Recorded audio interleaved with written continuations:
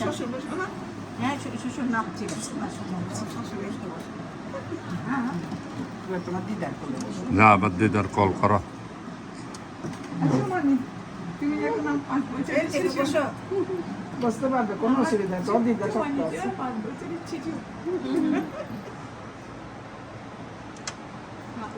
দাদা তুমি, আমি সরে যাবো দাদা।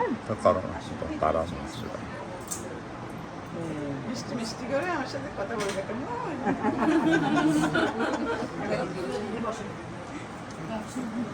প্রণাম করো।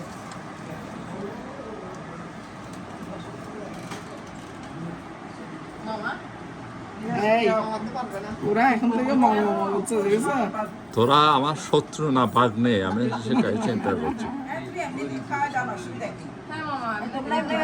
বৌদি আছে সবসময় মিঠা মিঠা কথা, মিঠা মিঠা ভালোবাসা, সব মিঠা। মামি আসো, মামি আসো। মামি মাসি দাও না,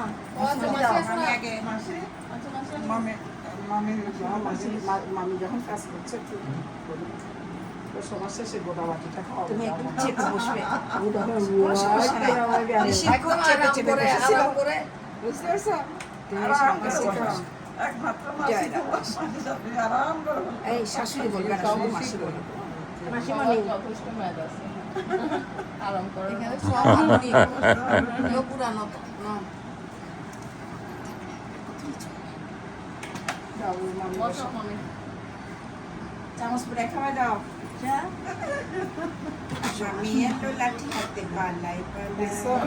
কি কবিতা বলছে কিন্তু, দাও আদর করে দাও।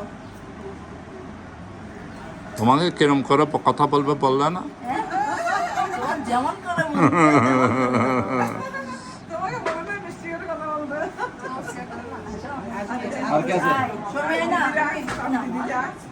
আসো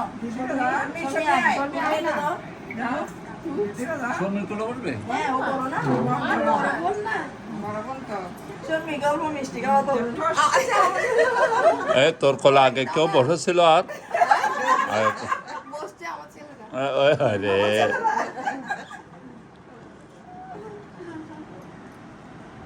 আমার বোনের মতো। হ্যাঁ লাগবে না তো। তোর কোলে বসবে, তোর কোলে আছে তোর।